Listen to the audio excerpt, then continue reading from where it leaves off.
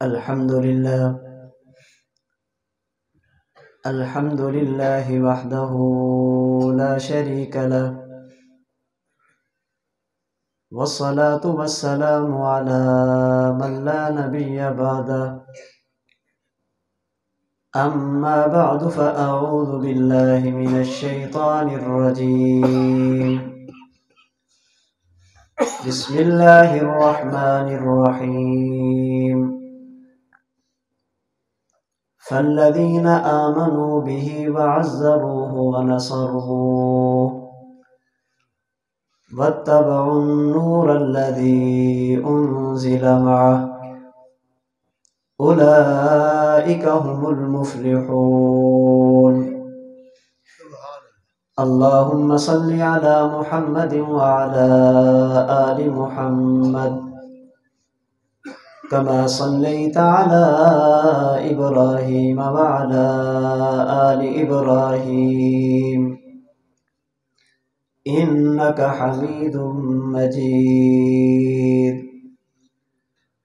اللهم بارك على محمد وعلى آل محمد كما باركت على إبراهيم وعلى آل إبراهيم إنك حميد مجيد. کچھ کفر نے فتنے پھیلائے، کچھ ظلم نے شعلے بھڑکائے. کچھ کفر نے فتنے پھیلائے، کچھ ظلم نے شعلے بھڑکائے. سینوں میں عداوت جاگ اٹھی، انسان سے انسان ٹکرائے. پامال کیا، برباد کیا کمزوروں کو طاقت والوں نے. جب ظلم و ستم حد سے گزرے، تشریف محمد لے آئے. قرآن بھی دیا، تلوار بھی دی، دنیا بھی عطا کی، عقبہ بھی. مرنے کو شہادت فرمایا، جینے کے طریقے سمجھائے. تہذیب کی شمعیں روشن کی، اونٹوں کے چرانے والوں نے. تہذیب کی شمعیں روشن کی، اونٹوں کے چرانے والوں نے. کانٹوں کو گلوں کی قسمت دی، ذروں کے مقدر چمکائے. جب ظلم و ستم حد سے گزرے، تشریف محمد لے آئے. معزز علماء کرام، انتہائی واجب الاحترام بزرگوں، عزیز نوجوان دوستوں اور بھائیوں، ہمارے آج کے اس پروگرام کے عنوان میں اشتہار پر دو چیزیں دی گئی. نمبر 1 سیرت النبی صلی اللہ علیہ وسلم. نمبر 2 عظمت صحابہ و اہل بیت رضی اللہ عنہم. میں نے اس عنوان کو بیان کرنے کے لیے آپ حضرات کے سامنے قرآن کریم کے نامہ پارہ سے آیت کریمہ کا ایک حصہ تلاوت کیا ہے. اللہ کریم نے اس آیت کریمہ میں کامیابی کو، فلاح کو، جنت کے داخلے کو 4 چیزوں کے ساتھ جوڑا ہے. جو بندہ کامیابی چاہے، جنت میں جانا چاہے، 4 چیزیں اس کے لیے ضروری. نمبر 1 آمنو بھی، پیغمبر کی ذات پر ایمان لانا. نمبر 2 عزروہ، پیغمبر کی تعظیم و توقیر کرنا. نمبر 3 نصروہ، پیغمبر اور پیغمبر کے دین کی مدد کرنا. نمبر 4 واتبعوا النور الذی انزل معہ، پیغمبر کی تعلیمات پر عمل کرنا.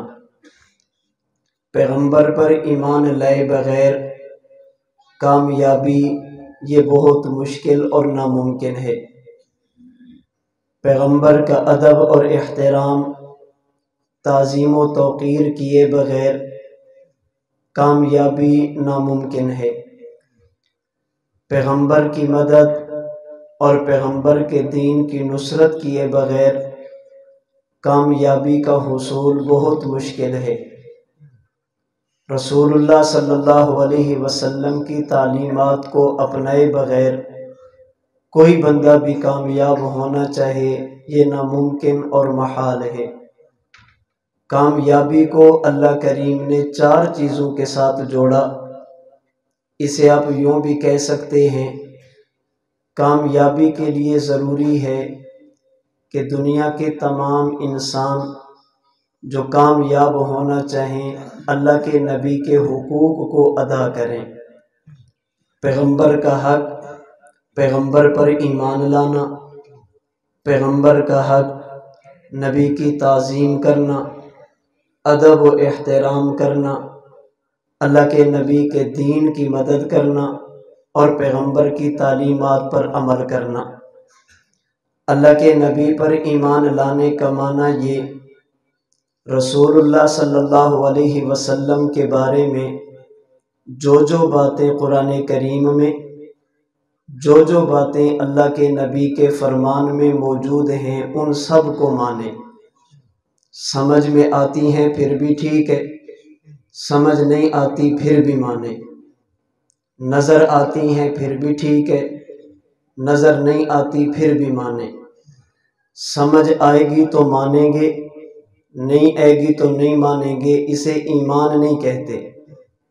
دیکھیں گے تو مان لیں گے، نہیں دیکھیں گے تو نہیں مانیں گے، اسے ایمان نہیں کہتے۔ یہی فرق ہے ابو بکر اور ابو جہل میں۔ یہاں سے سوچ تبدیل ہوتی ہے، یہ بندہ ابو بکر کو پیشوا مانتا ہے یا ابو جہل کو اپنا بڑا مانتا ہے۔ رسول اللہ صلی اللہ علیہ وسلم نے فرمایا، میں رات کے تھوڑے سے حصے میں مکہ سے چلا بیت المقدس، وہاں سے چلا 7 آسمان، وہاں سے چلا تو عرش معلیٰ تک پہنچا۔ ابو جہل نے کہا میں نہیں مانتا، نہ ماننے کی وجہ سمجھ نہیں آتی، تھوڑا سا وقت ہے، اتنا لمبا سفر۔ فہم، عقل اور سوچ کہتی ہے سفر لمبا ہو تو وقت زیادہ لگتا ہے، تھوڑے سے وقت میں اتنا لمبا سفر طے کرنا عقل اور دماغ اس کو قبول نہیں کرتا۔ یہ یہاں سے باہر نکلا، لوگوں کو خراب کرنا شروع کیا۔ ایک شخص سے ملاقات ہوئی جسے ابو بکر کہا جاتا۔ ابو بکر ایک بات تو بتاؤ۔ جی پوچھئے۔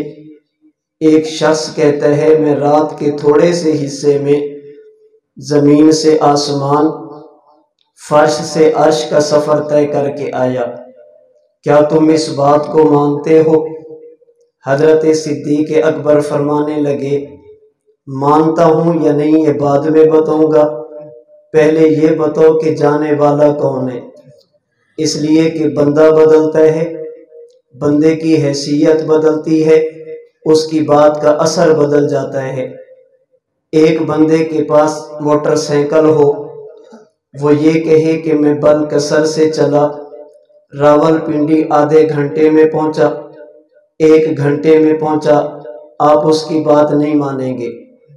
ایک بندے کے پاس ہوائی جہاز ہو، وہ کہے میں اسلام آباد سے کراچی 1 گھنٹے میں پہنچا، آپ اس کی بات مان لیں گے۔ کیوں؟ ایک کی حیثیت موٹر سائیکل کی ہے، ایک کی اوقات جہاز کی ہے۔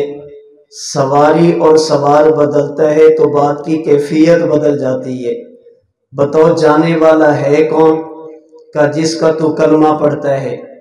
فرمایا اگر وہ اس سے آگے کی بات کریں وہ اس سے بھی آگے جا سکتے ہیں۔ ابو جہل نے پوچھا، ابو بکر سمجھدار انسان ہو، عقل اس بات کو مانتی ہے؟ فرمایا عقل میری بھی یہی کہتی ہے، سفر لمبا ہو تو وقت زیادہ لگتا ہے۔ فرمایا جب تمہاری عقل یہی کہتی ہے پھر مانتے کیوں؟ صدیق اکبر نے ایک بات کی جسے میرے حضرت بڑے آسان لفظوں میں سمجھاتے ہیں۔ فرمایا ابو جہل نے کہا ابو بکر جب عقل نہیں مانتی پھر تصدیق کیوں کرتے ہو؟ فرمایا اس لیے کہ میں نے کلمہ عقل کا نہیں پڑھا، میں نے کلمہ اللہ کے نبی کا پڑھا۔ عقل میں آئے گی تو مانوں گا، نہیں آئے گی تو نہیں مانوں گا۔ اسے ایمان نہیں کہتے، اسے فہم کہتے ہیں۔ نظر آئے گا تو مانوں گا، نہیں آئے گی تو نہیں مانوں گا، اسے ایمان نہیں، اسے مشاہدہ کہتے ہیں۔ ایمان نام ہے اس چیز کا، اللہ نے قرآن میں فرما دیا، میرے پیغمبر نے حدیث مبارک میں فرما دیا۔ سمجھ آئے گی ہم پھر بھی مانیں گے، نہیں آئے گی پھر بھی مانیں گے، نظر آئے گی پھر بھی مانیں گے، نظر نہیں آئے گی پھر بھی مانیں گے۔ اور آج دنیا ہم سے اسی پر جھگڑا کرتی ہے، فلاں بات ہمیں سمجھا دو، اگر یہ چیز ہے تو ہمیں دکھا دو۔ ہم کہتے سمجھ آ جائے اور آپ مان لیں، یہ تو آپ نے سمجھ پر اعتماد کیا، نبوت کی زبان پر اعتماد تو نہیں کیا۔ نظر آ گئے تو مان لیں، نظر نہ آئے تو نہ مانے۔ تم نے آنکھ پر اعتماد کیا، نبوت کے فرمان پر اعتماد تو نہیں کیا۔ اور یہ بات میری نہیں، مولانا نعمانی رحمہ اللہ نے معارف الحدیث میں یہی بات لکھی، ایمان اور کفر میں، مومن اور کافر میں راستے جدا ہی یہاں سے ہوتے ہیں۔ مومن نبوت کی زبان پر اعتماد کرتا ہے اور اہل ایمان نبی کے فرمان پر اعتماد کرتے ہیں۔ کافر اپنی عقل اور اپنی فہم، اپنی نظر اور اپنی آنکھ پر اعتماد کرتے ہیں۔ تو اللہ کے نبی پر ایمان لانے کا معنی جو چیز خدا کے قرآن میں آ گئی ہمارے ایمان کا حصہ، جو چیز نبوت کے فرمان میں آ گئی وہ بھی ہمارے ایمان کا حصہ۔ ہم اللہ کی ذات کو مان کر نبوت کی ذات کا انکار نہیں کرتے، ہم خدا کی بات کو مان کر نبوت کی بات کا انکار بھی نہیں کرتے۔ جس طرح مومن ہونے کے لیے اللہ کی ذات پر ایمان ضروری، نبوت کی ذات پر بھی ایمان ضروری، ایسے ہی مومن ہونے کے لیے خدا کی بات پر اعتماد بھی ضروری، نبوت کی بات پر اعتماد بھی ضروری۔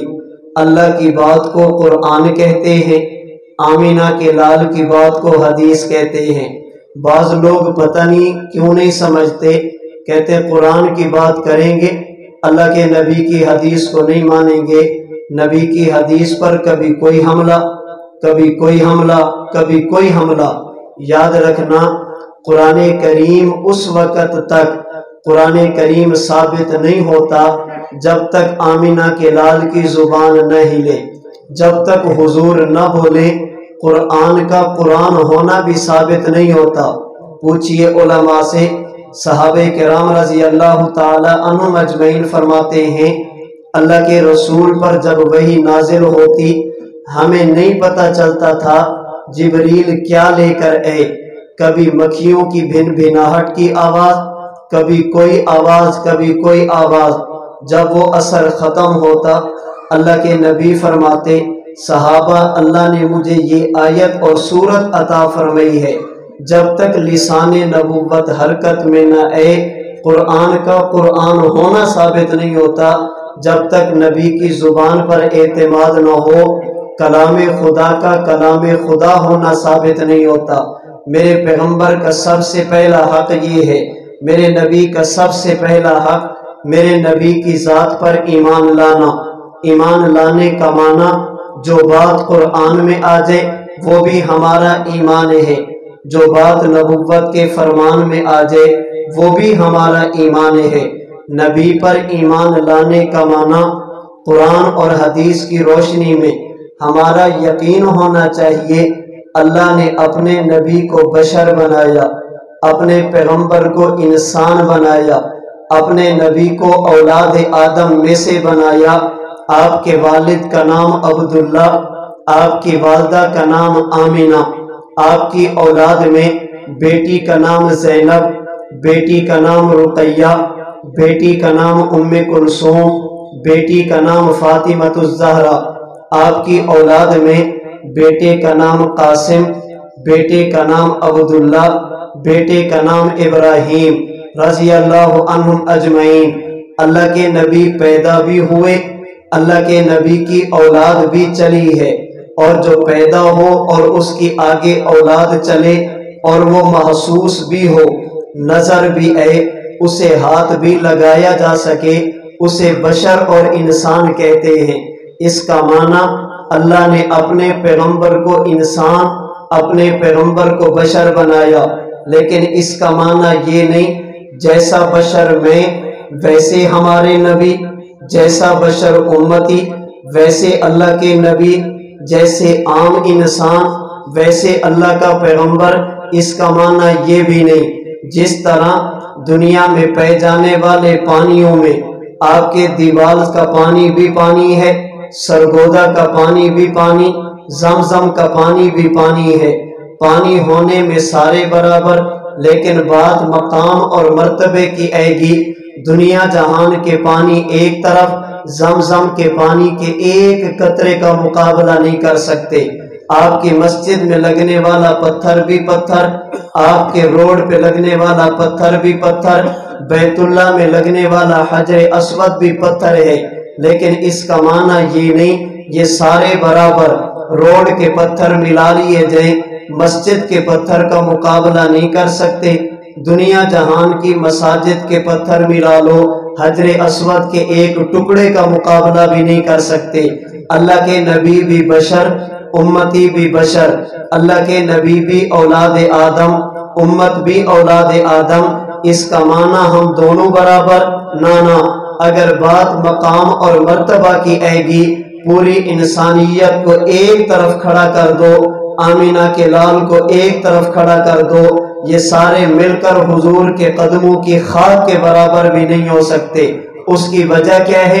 اللہ نے اپنے نبی کو مقام کیوں دیا؟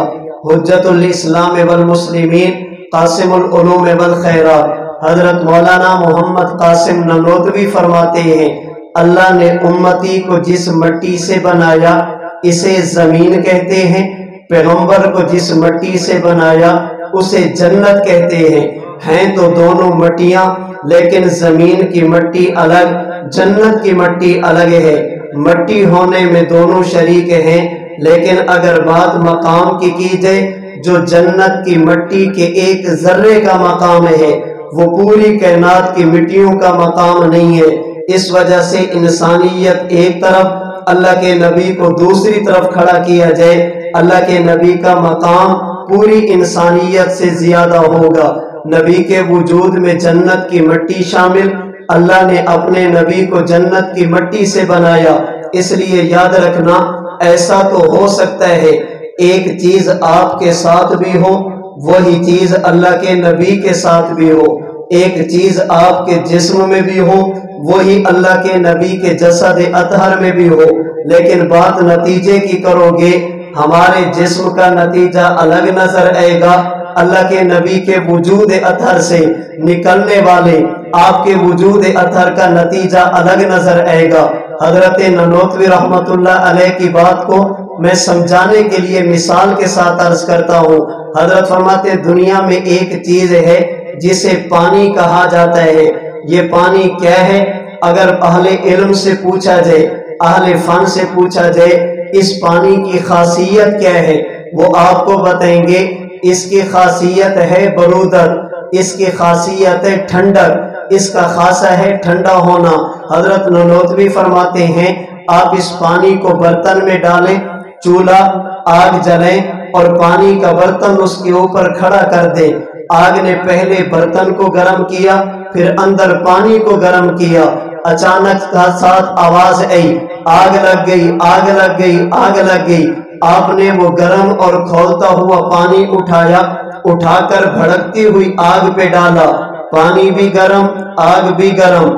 اس آگ کو بجھنا چاہیے تھا، اس آگ کو بھڑکنا چاہیے تھا، اس لیے کہ دونوں گرم ہیں، لیکن گرم پانی ڈالا، یہ آگ بھڑکی نہیں، یہ آگ بجھ گئی ہے۔ سوال یہ آگ بھی گرم اور پانی بھی گرم، یہ بجھی کیوں ہے؟ مولانا نانوتوی فرماتے ہیں اس کے اندر جو خاصیت تھی ٹھنڈک کی، اس آگ نے اسے بجھا، اسے ختم نہیں کیا، اسے چھپایا تو ہے، اسے ختم نہیں کیا، اس آگ کی وجہ سے وہ خصوصیت وقتی طور پر چھپ گئی۔ جب آپ نے آگ پر ڈالا، اندر خاصے نے اپنا کام دکھایا۔ آپ نے پٹرول لیا، پٹرول کی خصوصیت ہے حرارت، پٹرول کی خصوصیت ہے گرم ہونا۔ آپ نے اسے برف میں رکھ دیا، گھر میں آگ لگی، آپ نے ٹھنڈا یا پٹرول اٹھا کر آگ پہ ڈالا، آگ بھڑکنے لگی۔ عقل انسانی کہتی ہے اس آگ کو بجھنا چاہیے تھا، اس لیے کہ آگ گرم، پٹرول ٹھنڈا۔ مولانا فرماتے ہیں نانا، اس برف نے اس کے خاصیت کو ختم نہیں کیا، چھپا لیا تھا۔ جب آپ نے آگ پر ڈالا، اندر خاصے نے اپنا کام کیا، اس نے حرارت والی اثر اور تاثیر دکھائی۔ فرمایا بالکل اسی طرح ایک معاملہ امتی کا، ایک معاملہ اللہ کے نبی کا۔ امتی دنیا میں رہے گا، وجود میں مٹی زمین کی، اس کے وجود میں جھلک زمین کی نظر آئے گی۔ اللہ کے نبی دنیا میں رہیں گے، نبی کے وجود میں وہ چیز تو ہوگی، لیکن اس میں جھلک تمہیں جنت کی نظر آئے گی۔ چیز میں دونوں برابر ہوں گے، نتیجہ اور تاثیر بدل جائے گی۔ آج آپ نے دیکھا جب امتی دنیا میں آنے لگا، اپنی ماں کے پیٹ سے گزر کر آیا، جب یہ ماں کے پیٹ میں تھا، ماں کو اٹھنے اور بیٹھنے میں تکلیف تھی، چلنے اور پھرنے میں تکلیف تھی۔ اللہ کے نبی سیدہ آمینہ کے بطن میں آئے، فرماتے لا وجدت ثقلہ کما تجد النساء، اللہ کے نبی میرے بطن میں آئے، مجھے چلنے اور پھرنے میں تکلیف نہیں، اٹھنے اور بیٹھنے میں تکلیف نہیں جیسی عام خواتین کو ہوتی۔ اس کی وجہ مولانا نانوتوی فرماتے ہیں امتی کا جسم زمین کی مٹی والا، جس میں اللہ نے بوجھ رکھا، نبی کا وجود جنتی مٹی والا، جس میں اللہ نے لطافت اور ہلکا پن رکھا۔ امتی پیدا ہو، امتی محتاج ہوتا ہے۔ اللہ کے نبی کی ولادت با سعادت ہوئی، اللہ کے نبی محتاج نہیں۔ ولد مختونہ، ختنے کے محتاج نہیں۔ ولد مسرورہ، ناف کاٹنے کی ضرورت نہیں۔ ولد مکحولہ، سرما لگانے کی ضرورت نہیں۔ ولد نظیفہ، اللہ کے نبی کے جسم اطہر کو دنیا کے کپڑے اور پانی سے صاف کرنے کی ضرورت نہیں۔ امتی محتاج اس لیے کہ زمینی مٹی سے بنا، اللہ کے نبی محتاج نہیں اس لیے کہ وجود جنتی مٹی والا۔ امتی دنیا میں رہا، اس کے جسم پر، جسم سے لگنے والے کپڑوں پر مکھی بیٹھ سکتی۔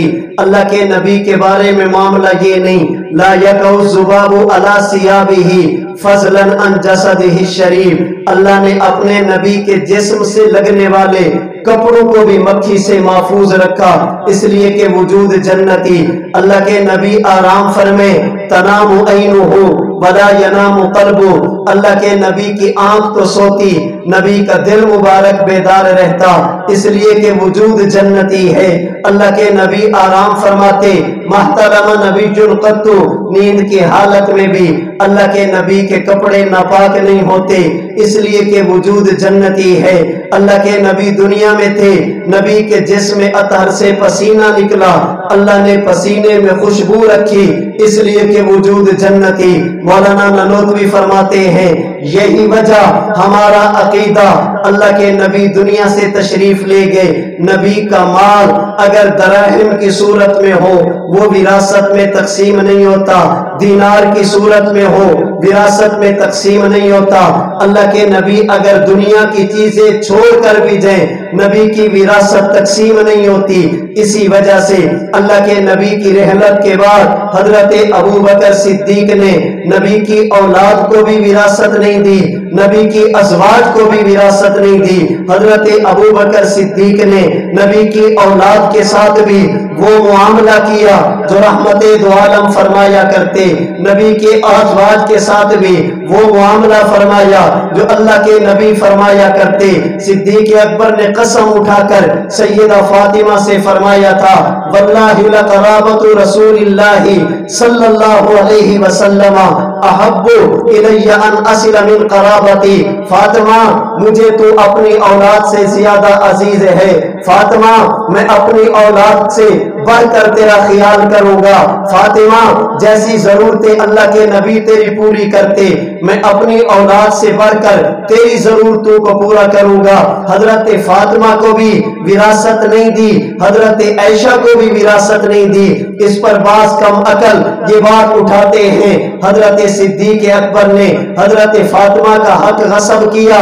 ہم کہتے کیسی کم عقلوں والی بات کرتے ہو، عرب کی بات کرتے، خرب کی بات کرتے، مربوں کی بات کرتے، بات سمجھ آ جاتی۔ وہ صدیق اکبر جس نے اللہ کے نبی کے لیے اپنا سب کچھ قربان کیا، اللہ کے نبی کے دین کے لیے اپنا سب کچھ لا کر نبی کے قدموں میں رکھ دیا، جس کے بارے میں آمینہ کے لال نے اپنی وفات سے 4 دن پہلے جمعرات کا دن ظہر کی نماز کے بعد مسجد نبی کے منبر پر بیٹھ کر اللہ کے نبی نے خطبہ دیا۔ فرمایا دنیا والوں، میرے صحابہ، اللہ نے ایک بندے کو دنیا اور آخرت میں اختیار دیا، دنیا میں رہنا چاہتا ہے یا میرے پاس آنا چاہتا ہے، اس بندے نے آخرت کو ترجیح دی۔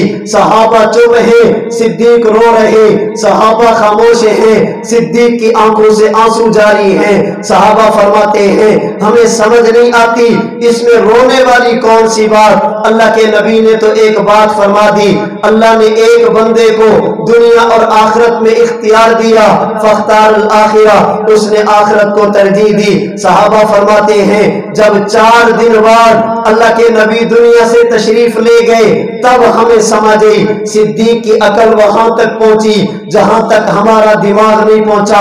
اللہ کے نبی تو اپنی بات کر رہے تھے، ہم نے سمجھا کوئی واقعہ، یہ مثال بیان کر رہے۔ حضرت صدیق سمجھ گئے اللہ کے نبی دنیا سے جانے لگے۔ نبی کا آخری وقت، صحیح بخاری کی روایت، جمعرات کا دن ظہر کی نماز کے بعد کا وقت، مسجد نبی، منبر رسول، اللہ کے نبی نے یہ بات کی۔ کونے میں بیٹھے صدیق کو دیکھا، آنسو نکلنے والے آنسو کو دیکھا۔ اللہ کے نبی نے خطبے کا عنوان بدل دیا، بیان کا طرز بدل دیا۔ فرمایا لوگوں، لو کنت متخذا خلیلا لاتخذت ابا بکر خلیلا۔ یہاں یاد رکھنا خلیل کا معنی دوست نہیں، اس لیے کہ وہ تو نبی اور صدیق تھے، یہاں خلیل کا معنی وہ جو مولا علی قاری نے کیا۔ فرماتے نبی بتانا چاہتے تھے دنیا والوں، اگر میں اللہ کو چھوڑ کر اپنی ساری ضرورتیں کسی کے سامنے رکھتا اور وہ کبھی مجھے نہ کرتا، وہ ایک بندہ ہے جسے ابو بکر کہتے ہیں، میں نے دن مانگا اس نے دن دیا، میں نے رات مانگی اس نے رات دی، میں نے جلوت مانگی اس نے جلوت دی، میں نے خلوت مانگی اس نے خلوت دی، میں نے بچپن مانگا بچپن دیا، جوانی مانگی جوانی دی، مال مانگا مال دیا، اولاد مانگی اولاد دی۔ جس کی زبان سے کبھی میں نے نہ نہیں سنی، اگر میں اللہ کے علاوہ کسی کے سامنے ساری ضرورتیں رکھتا اور وہ میری ہر ضرورت کو پورا کرتا، وہ ایک ہی بندہ دنیا میں تھا جو اللہ نے مجھے عطا فرمایا، جسے صدیق اکبر کہتے ہیں۔ ذرا عقل سے کام لیتے، جس نے نبی کے دین کے لیے سب کچھ قربان کر دیا، وہ چھوٹی سی زمین لے کر بیٹھ جائے گا۔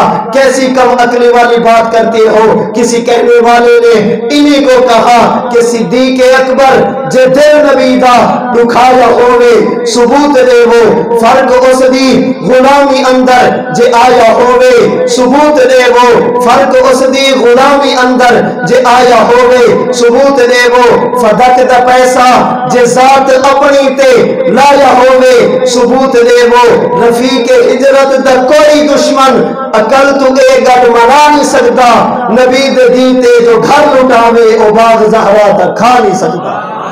اللہ نے اپنے نبی کو جنتی مٹی سے بنایا۔ حضرت نلوپی فرماتے ہیں نبی دنیا سے چلے جائیں، نبی کا مال وراثت میں تقسیم نہیں ہوتا۔ کیوں نہیں ہوتا؟ مولانا نلوپی فرماتے ہیں اس لیے مال وراثت تب بنتا ہے جب بندہ دنیا سے چلا جائے، اس کے جسم کے کسی حصے میں زندگی باقی نہ رہے۔ جب تک جسم کے کسی حصے میں حیات اور زندگی کا اثر ہوگا، اس کا مال اس کی ملک سے نہیں نکلے گا۔ جب نہیں نکلے گا تو وراثت میں تقسیم بھی نہیں ہوگا۔ جب تک اس کے جسم کے کسی حصے میں حیات اور زندگی کے آثار ہوں گے، حیات اور زندگی باقی ہوگی، مال نہیں نکلے گا، جب نکلے گا نہیں تو وراثت میں تقسیم نہیں ہوگا۔ اللہ کے نبی کا مال وراثت میں تقسیم نہیں۔ سوال یہ ہے کہ کیوں نہیں؟ فرماتے آئیے دیکھتے ہیں کیا نبی کا مال ملک سے نکلا بھی ہے یا نہیں؟ نبی کا مال نبی کی ملکیت سے نکلا بھی ہے یا نہیں؟ اللہ کے نبی نے حدیث مبارک میں جملہ فرمایا، ما ترکنا فہو صدقہ، فرمایا جو میں چھوڑ کر جاؤں گا، نبی جو چھوڑ کر جائے وہ صدقہ بن جاتا ہے۔ حضرت نانوتوی فرماتے ہیں صدقہ زندہ کرتا ہے، کبھی مردہ نہیں کرتا۔ مردے کی طرف سے تو صدقہ ہوتا، مردہ صدقہ نہیں کرتا، ایصال ثواب تو ہوتا، ثواب نہیں ہوتا۔ اس کا معنی یہ ادھر نبی نے مال چھوڑا، ادھر صدقہ بنا۔ فرماتے پھر مان لینا چاہیے نبی دنیا سے جا بھی رہے ہوتے ہیں، نبی کے جسم میں حیات اور زندگی کے آثار بھی باقی ہوتے ہیں، بوقت وفات بھی اللہ کے نبی کے جسم کے کسی نہ کسی حصے میں زندگی کے اثرات باقی رہتے ہیں۔ اللہ کے نبی کا وجود اطہر جنتی مٹی سے بنا، نبی کا مال وراثت میں تقسیم نہیں، اللہ کے نبی کا مال، اللہ کے نبی کا مال صدقہ بنا، نبی کے وجود اطہر میں جنتی کی مٹی۔ پوچھئے علماء سے جو عورت جنتی کے نکاح میں ایک بار آ گئی وہ کبھی اس کے نکاح سے نہیں نکل سکتی، جو عورت نبی کے نکاح میں بھی دنیا میں آ گئی وہ بھی نبی کے نکاح سے کبھی نہیں نکل سکتی۔ جنتی کی بیوی نکاح سے نہیں نکلی، اللہ کے نبی کی ازواج بھی نکاح سے نہیں نکلی، جو امتی کے نکاح میں جنت میں آ گئی وہ بھی ہمیشہ کے لیے اللہ کے نبی کے نکاح میں آ گئی، وہ بھی ہمیشہ کے لیے۔ جنتی عورت پر عدت نہیں، نبی کی ازواج مطہرات پر بھی عدت نہیں ہے۔ اللہ کے نبی دنیا سے تشریف لے گئے، نبی کی کسی زوجہ نے عدت نہیں گزاری، وجہ یہ اللہ کے نبی کا وجود اطہر جنتی مٹی والا۔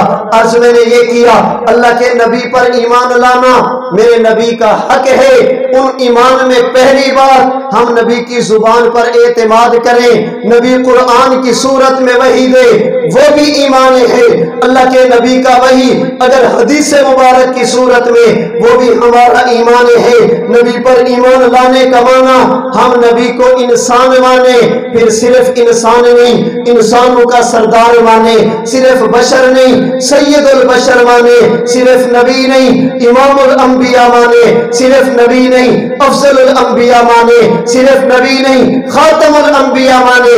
اللہ نے اپنے نبی کو بنایا، انسان بنایا اور کائنات کا سردار بنایا۔ میرے نبی کا سب سے پہلا حق نبی پر ایمان لانا، فرمایا وَعَزَّرُوهُ۔ نبی کا دوسرا حق یہ ہے نبی کی تعظیم کرو، میرے نبی کا دوسرا حق یہ ہے نبی کی تعظیم کرو، اور صحابہ کرام نے تعظیم کر کے دکھائی ہے، صحابہ کرام نے تعظیم کر کے دکھائی ہے۔ اللہ کے نبی دنیا میں تھے، صحابہ نے تعظیم کی ہے، اللہ کے نبی دنیا سے تشریف لے گئے، صحابہ نے پھر بھی تعظیم کی ہے، صحابہ نے پھر بھی تعظیم کی۔ اللہ کے نبی دنیا میں صحابہ کرام نے تعظیم کیسے کی؟ بخاری شریف کی روایت ہے، اللہ کے نبی مدینہ منورہ سے مکہ مکرمہ جا رہے ہیں، حدیبیہ کے مقام پر پہنچے، عمرہ کی نیت سے سفر ہے، اہل مکہ نے کہا نہیں جانے دیں گے، عمرہ نہیں کرنے دیں گے، طواف نہیں کرنے دیں گے۔ حضور نے حدیبیہ میں پڑاؤ ڈالا، اللہ کے نبی نے سیدنا عثمان کو بھیجا، فرمایا جاؤ اور جا کر اہل مکہ سے بات کرو، ان کو سمجھاؤ ہم لڑنے کے لیے نہیں بیت اللہ کا طواف کرنے کے لیے آئے ہیں، ہمیں نہ چھیڑو، بیت اللہ کا طواف کرنے دو۔ حضرت عثمان ادھر سے گئے، ادھر سے بھی باری باری کچھ لوگ آئے اللہ کے نبی کے ساتھ بات چیت کرنے کے لیے، مذاکرات کرنے کے لیے، معاملات کو طے کرنے کے لیے۔ ان میں ایک شخص آیا جسے عروہ بن مسعود ثقفی کہتے ہیں، اللہ کے نبی سے مذاکرات بھی کیے، نبی کے ساتھ شرائط بھی طے کی، اللہ کے نبی کی مجلس میں رہ کر نبی کے ساتھ معاملات بھی طے کر رہا، نبی کے صحابہ کو بھی دیکھ رہا۔ نبی اور صحابہ کی تعظیم کا تعلق عظمت کا تعلق، توقیر و احترام کا تعلق، محبت کا تعلق بھی دیکھا۔ یہ یہاں سے واپس کیا، جا کر اہل مکہ سے پوچھا، مکہ والوں ذرا بتاؤ تو صحیح یہ محمد چاہتا کیا ہے، تمہاری سوچ کیا ہے، تمہاری فکر کیا ہے، تمہارا خیال کیا ہے، یہ بندہ کیوں نبوت کا دعویٰ کرتا ہے؟ اہل مکہ نے کہا بادشاہ بننا چاہتا ہے، اپنی سرداری چاہتا ہے، اپنا وڈیرا پن چاہتا ہے، اپنی چدراہٹ چاہتا ہے، اس لیے نبوت کا دعویٰ کیا تاکہ لوگ میرے ساتھ مل جائیں، میں ان کا سردار بن جاؤں۔ عروہ بن مسعود ثقفی نے صحابہ کرام کی اللہ کے نبی کے ساتھ تعلق کو قسم اٹھا کر کہا کہ دنیا والوں واللہ ان رأیت ملکا قط يعظمه اصحابه ما يعظم اصحاب محمد محمدا، رب محمد کی قسم اللہ کے نبی یہ بادشاہ کے دعوے دار نہیں، میں نے بڑے بڑے بادشاہوں کو دیکھا، بڑے بڑے وزیروں کو دیکھا، بڑے بڑے مشیروں کو دیکھا، میں اس نتیجے پر پہنچا جو تعلق نبوت اور صحابیت کا ہے یہ بادشاہوں اور ان کی رعایا کا نہیں ہوا کرتا۔ جو تعظیم نبی کے صحابہ نبی کی کرتے ایسی تعظیم بادشاہ کے وزراء بادشاہوں کی نہیں کرتے، جو ادب ان کے دل میں کسی اور کے دل میں نہیں، جو احترام ان کے دل میں کسی اور کے دل میں نہیں، ان کا تعلق خالصتاً ایمان اور عقیدت والا بادشاہ اور رعایا والا نہیں۔ کہنے والوں نے پوچھ لیا عروہ کہنا کیا چاہتا ہے؟ کیا نبی کے صحابہ نبی کو سجدہ کرتے ہیں؟ کہنا نہیں، سجدہ تو نہیں کرتے، بادشاہوں کے لوگ تو انہیں سجدہ کرتے، عظمت کی وجہ سے، ادب کی وجہ سے، احترام کی وجہ سے۔ اس نے کہا دنیا والوں بادشاہوں کو سجدہ کیا جانا یہ خوشامد میں ہو سکتا ہے، چاپلوسی میں ہو سکتا ہے، ذاتی مفاد کے لیے ہو سکتا ہے۔ میں نے نبی کو دیکھا، نبی کے یاروں کو دیکھا، میں اس نتیجے پر پہنچا یہ دلوں پر حکومت کرنے والا ہے، جسموں پر حکومت کرنے والا نہیں، یہ اللہ کا نبی ہے، بادشاہت کا طلبگار نہیں۔ عروہ کھل کے بتا کہنا کیا چاہتا ہے؟ اس نے کہا میں نے بادشاہوں کو دیکھا، اگر وہ تھوک دیں کوئی دیکھنے کے لیے تیار نہیں ہوتا۔ میں نے نبی کے صحابہ کو دیکھا واللہ ما تنخم نخامتا الا وقعت فی کف رجل منہم فدلک بہا وجہہ وجلدہ۔ اللہ کے نبی نے لعاب مبارک ڈالا، صحابہ نے نبی کے تھوک کو بھی زمین پہ نہیں گرنے دیا، اپنے ہاتھوں پہ اٹھا کر کسی نے چہرے پہ ملا، کسی نے اپنے جسم پہ ملا۔ اللہ کے نبی نے وضو کیا، صحابہ کرام آگے بڑھے، نبی کے جسم سے پانی کا قطرہ لگا، صحابہ نے قطرہ زمین پہ نہیں گرنے دیا، اپنے ہاتھوں پہ وہ قطرے اٹھا کر کسی نے جسم پہ ملے، کسی نے سر پہ پھیر دیے۔ اللہ کے نبی نے حکم دیا، صحابہ کرام میں سے ہر صحابی کی خواہش اے کاش یہ حکم مجھے ملتا، اس پر میں عمل کرتا، اللہ کے نبی کا احترام میں کرتا، حکم کی بجا آوری میں کرتا۔ اللہ کے نبی نے اگر بات شروع کی خفضوا اصواتہم، نبی نے بات کی، صحابہ کی نگاہیں بھی جھک گئی، صحابہ کے گردنیں بھی جھک گئی، صحابہ کی آوازیں بھی کم ہو گئی۔ نبی بات کرتے، صحابہ سنتے، اور یوں لگتا جیسے ان کے سروں پر کسی نے پرندے بٹھا دیے۔ اللہ کے نبی بات کرتے، ما یحد النظر الیہ، کوئی صحابی آنکھ اٹھا کر بھی میرے نبی کی طرف نہیں دیکھتا۔ اللہ کے نبی سے بات کرتے، آہستہ آواز میں کرتے، جب نبی بات کرتے ان کی گردنیں بھی جھک جاتی، آوازیں بھی خاموش ہو جاتی۔ میں اس نتیجے پر پہنچا جو عقیدت اور احترام نبی کے صحابہ کے دل میں اللہ کے نبی کی ہے، ایسی عقیدت اور احترام بادشاہ اور رعایا کی نہیں ہوتی، نبی اور امتی کی ہوا کرتی۔ اللہ کے نبی دنیا سے تشریف لے گئے، سیدنا امیر معاویہ رضی اللہ تعالی عنہ کی زندگی کا آخری وقت ہے۔ الکامل فی تاریخ میں ابن اسیر جزری نے لکھا حضرت امیر معاویہ نے اپنے رشتہ داروں کو بلایا، ایک کرتا استعمال شدہ کپڑا نکال کر دیا، کہا جب دنیا سے چلا جاؤں مجھے کفن اسی میں دینا، میں چاہتا ہوں میرے جسم اور اس کپڑے کے درمیان کوئی اور چیز رکاوٹ نہ بنے۔ پھر ایک چھوٹی سی ڈبی نکال کر اپنے رشتہ داروں کو دی، اس میں کیا؟ کہا اس میں کچھ ناخن ہیں اور کچھ بال ہیں، جب دنیا سے چلا جاؤں یہ بال میری آنکھوں پہ رکھنا اور ان ناخنوں کو پیس کر میرے ہونٹوں پہ رکھ کر مجھے قبر کے حوالے کر دینا۔ معاویہ یہ کیا؟ دنیا سے لوگ جانے لگتے، کوئی مال کی وصیت، جائیداد کی وصیت وراثت کی وصیت آپ نے پرانا کپڑا دیا، اسی میں کفن دینا، چند بال دیے، ناخن دیے، میرے ساتھ ان کو دفن کرنا، یہ معاملہ کیا ہے؟ سیدنا امیر معاویہ نے فرمایا تمہیں نہیں معلوم یہ کرتا وہ ہے جو میرے نبی کے جسم اطہر سے لگا تھا، اللہ کے نبی نے استعمال فرمایا، اتار کر مجھے دیا، میں نے اپنے کفن کے لیے سنبھال کے رکھ دیا، یہ ناخن میرے نہیں آمینہ کے لال کے ہیں، یہ زلفیں میری نہیں اللہ کے نبی کی ہیں، میں چاہتا یہ ہوں جب قبر میں جاؤں اللہ کے نبی کا کرتا بھی میرے ساتھ، نبی کے بال بھی میرے ساتھ، نبی کے ناخن بھی میرے ساتھ۔ آخری جملہ عجیب کہا، اسلّہ ان یرحمنی ببرکتہا، سمجھانے کے لیے اپنے ذوق میں کہتا ہوں، حضرت امیر معاویہ نے کہا ہوگا لوگوں میں نے نماز بھی پڑھی، لوگوں میں نے روزے بھی رکھے، لوگوں میں نے حج بھی کیے، لوگوں میں نے عمرے بھی کیے، میں نے زکوٰۃ بھی دی، میں نے عدل و انصاف بھی کیا، جو جو نیکیاں بن سکتی تھی میں نے ساری کی ہیں، لیکن میرا ایمان ہے نبی کے ساتھ عظمت کا تعلق نہیں، تعظیم کا تعلق نہیں، نماز کسی کھاتے کی نہیں، نبی کا احترام دل میں نہیں، روزہ کسی کھاتے کا نہیں، نبی کی محبت دل میں نہیں ہے، اپنے اعمال پر کبھی بھروسہ مت کرنا، نبی کی محبت کے بغیر جو گے اعمال کرنے کے باوجود بھی حبطت اعمالہم، اپنے اعمال کو ضائع کر کے جاؤ گے، نبی کی ذات پر اعتماد کرو گے، اللہ دنیا میں ایمان عطا فرمائیں گے، قبر میں جنت کی ٹھنڈی ہوا عطا فرما دیں گے۔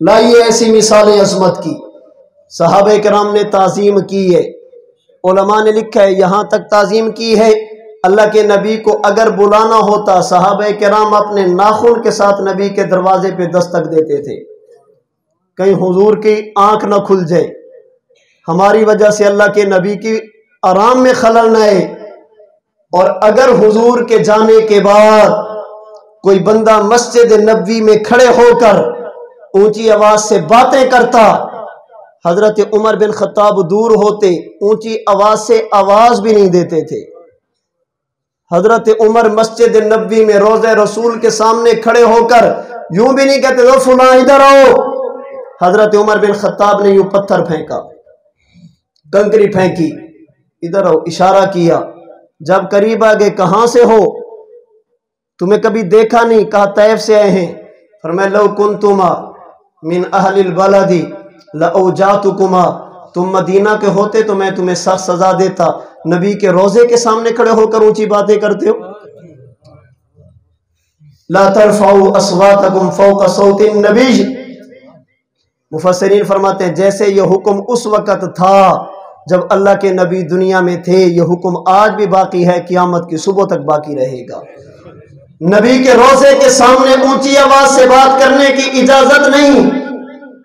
سید عائشہ صدیقہ رضی اللہ تعالی عنہ کے بارے میں ہے، گھر میں ہوتی اگر کان میں آواز پڑتی کہ کوئی بندہ اپنے گھر میں کیل لگا رہا ہے، ہتھوڑی کی آواز آ رہی ہے، سید عائشہ نکرانی کو یا غلام کو بھیجتی، جاؤ ان کو کہو میرے نبی کو تکلیف کیوں دیتے ہو۔ سیدنا علی المرتضی شیر خدا رضی اللہ تعالی عنہ اپنے گھر کا دروازہ بنوانے لگے، مستری کو بلایا، یہ لکڑی، یہ پیمائش، یہاں کا دروازہ بنانا، لیکن ایک بات کا خیال کرنا ہے، اس لکڑی کو یہاں پہ نہیں چیرنا، لے جاؤ دور کسی ایسی جگہ پر جہاں پر تمہاری کلہاڑی کی آواز نبی کے روضے تک نہ پہنچے، میں نہیں چاہتا میرے دروازہ بننے کی وجہ سے میرے محبوب کو روضے میں تکلیف ہو۔ پتہ نہیں لوگ کیسے کہتے ہیں صحابہ کرام کا عقیدہ نہیں تھا، صحابہ کرام کا عقیدہ کیسے نہیں تھا؟ تکلیف زندہ کو ہوتی ہے، کبھی مردہ کو تکلیف نہیں ہوتی۔ صحابہ کرام کا یہ طرز عمل بتا رہا ہے، ان کے دل میں نبی کی عظمت و احترام حضور کی وفات کے بعد باقی، اس کا معنی یہ کہ صحابہ کرام سمجھتے تھے اللہ نے اپنے نبی کو قبر میں حیات عطا فرمائی ہے، اللہ کے نبی کی عظمت دل میں ہو، یہ میرے نبی کا دوسرا حق ہے۔ چلے عنوان کا ایک دوسرا پہلو بھی تھا، ایک بات آگی اسی کے ساتھ اس کو جوڑ دو۔ حضرت قاضی ایاز مالکی رحمۃ اللہ علیہ نے الشفاء بتعریف حقوق المصطفیٰ میں جہاں پر حضور کی تعظیم کی بات کی ہے، اس میں فرماتے مومن کے لیے فقط اللہ کے نبی کی تعظیم کافی نہیں، جس جس چیز کی نسبت اور تعلق اللہ کے نبی کے ساتھ ہو جائے مومن کا حق بنتا ہے کہ اس ہر چیز کی تعظیم کرے. جس چیز کا تعلق بھی اللہ کے نبی کے ساتھ ہو جائے مومن کی ذمہ داری ہے ان کی تعظیم کرے. آئیے قرآن کریم کو اٹھائیے. اللہ نے جب اپنے نبی کی بات کی فرمایا رسولی یہ میرے ہیں. حضور نے جب اپنے یاروں کی بات کی فرمایا صحابی یہ میرے ہیں. اللہ نے رسولی کہہ کر رسولوں کا تعلق اپنے ساتھ جوڑا. حضور نے اصحابی کہہ کر صحابہ کا تعلق اپنے ساتھ جوڑا. اس کا معنی یہ دو چیزیں ایسی ہیں جن کی بنیاد اعمال نہیں ہے، جن کی بنیاد فقط اور فقط نسبت ہے. نبوت کو کبھی اعمال کے ترازو میں نہیں تولا جاتا. نبی نیکیاں کتنی کرتا تھا، نبی کو یہ دیکھا جاتا تھا انتخاب کس کا ہے. صحابہ کو بھی کبھی اعمال کے پلڑے میں نہیں تولا جاتا، یہ دیکھا جاتا ہے ان کی نسبت کن کے ساتھ ہے. نسبت کن کے ساتھ. اللہ نے اپنے نبی کو اپنا فرمایا، حضور نے صحابہ کو اپنا فرمایا. اس لیے یاد رکھنا آج علماء امت سے پوچھئے، علماء امت کا اجماعی فیصلہ جب حدیث مبارک کی بات آئے گی اللہ کے نبی پر کبھی کلام نہیں. جب صحابی رسول کی بات آئے گی صحابی پر بھی کلام کی ضرورت نہیں، صحابی پر بھی ذرا کی ضرورت نہیں. آپ نے سنا ہے کہتے ہیں یہ حدیث صحیح ہے یہ ضعیف ہے. سنا ہے کبھی کہتے ہیں یہ حدیثیں ضعیف ہیں، یہ حدیث صحیح ہے اور یہ حدیث. یہ صحیح اور ضعیف کیا ہوتی ہے؟ جو حدیث کو نقل کرنے والے افراد ہیں، نقل کرنے والے بندے ہیں، اگر یہ بندے ٹھیک ہوں کہتے ہیں حدیث صحیح ہے، اور اگر ان میں سے کسی ایک میں گڑبڑ ہو جائے کہتے ہیں یہ ضعیف ہے. کہتے ہیں فلاں حدیث ضعیف ہے کیوں؟ شیعہ راوی تھا. فلاں ضعیف ہے کیوں؟ اس لیے کہ قدری تھا. فلاں ضعیف ہے کیوں؟ اس لیے کہ گناہ کرتا تھا. نقل کرنے والے بندے ٹھیک، اس کا معنی حدیث صحیح. نقل کرنے والے بندوں میں سے کسی ایک میں گڑبڑ، اس کا معنی حدیث. علماء کی عادت ہے جب کسی حدیث کے صحیح یا ضعیف ہونے کا فیصلہ کریں گے نا ایک ایک بندے کو چیک کریں گے. میں ہوں کیسا ہوں، میرا استاد کیسا ہے، ان کا استاد کیسا، ان کا استاد کیسا. امام بخاری فرماتے ہیں وَبِهِ قَالَ حَدَّثَنَا أَحْمَدُ بْنُ أَشْكَابٍ، وہ فرماتے ہیں حدثنا محمد بن فضیل، وہ کہتے ہیں ان امارت بن القعقاع، ان امارت بن القعقاع، وہ کہتے ہیں ان ابی زرع، وہ کہتے ہیں ان ابی ہریرہ قال قال رسول اللہ صلی اللہ علیہ وسلم. بخاری شریف کی آخری روایت امام بخاری فرماتے ہیں میں نے حدیث پڑھی احمد بن اشکاب سے، وہ کہتے ہیں میں نے پڑھی محمد بن فضیل سے، وہ کہتے ہیں میں نے پڑھی عمارہ بن قعقاع سے، وہ کہتے ہیں میں نے پڑھی ابو زرع سے، وہ کہتے ہیں میں نے پڑھی ابو ہریرہ سے، وہ کہتے ہیں میں نے پڑھی اللہ کے نبی صلی اللہ علیہ وسلم. علماء جب اٹھیں گے یہ دیکھیں گے امام بخاری کیسا، امام بخاری کا استاد احمد بن اشکاب کیسا، اس کا استاد محمد بن فضیل کیسا، اس کا استاد عمارہ کیسا، اس کا استاد ابو زرع کیسا. یہاں تک پہنچیں گے جب باری آئے گی ابو ہریرہ کی کوئی یہ نہیں کہے گا کیسا، اب یہ بتائیں گے یہ ایسا. اب اس کی فضیلت بتائیں گے، اس کی یہ فضیلت، اس کی یہ فضیلت، اس کی یہ فضیلت، اس کی یہ فضیلت. ایک ایک بندے کو چیک کیا. جب باری صحابی کی گئی علماء کے قلم کا رخ بدل گیا. اب چیک کرنے کی وجہ تعریف کر رہے، چیک کرنے کی وجہ فضائل بیان کر رہے. ذہن میں سوال آیا باقیوں کو چیک کیا، صحابی کو چیک کیوں نہیں کیا؟ باقیوں پر کلام کیا، صحابی پر کیوں نہیں کیا؟ باقی کے بارے میں تحقیق کی، صحابی کے بارے میں تحقیق کیوں نہیں؟ باقیوں کے بارے میں ریسرچ کی، صحابی کے بارے میں یہ معاملہ کیوں نہیں؟ وہ بھی تو انسان تھا، نبی نہیں امتی تھا، معصوم نہیں غیر معصوم تھا. ایک ایک کو چیک کیا، صحابی کو کیوں چھوڑا؟